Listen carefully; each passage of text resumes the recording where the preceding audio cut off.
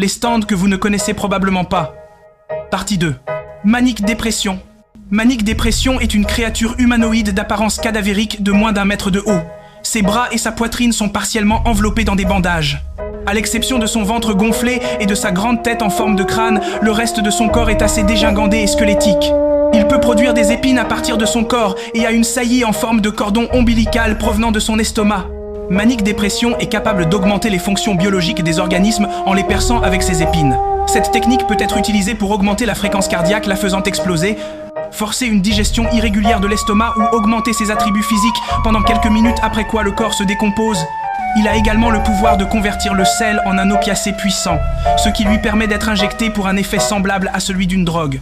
L'inconvénient est que le médicament formé à partir du sel n'existe que pendant un total de 2 semaines avant de redevenir du sel. Manic Dépression est le stand de Massimo Volpe, l'antagoniste principal du roman de Fugo Purple Haze Feedback.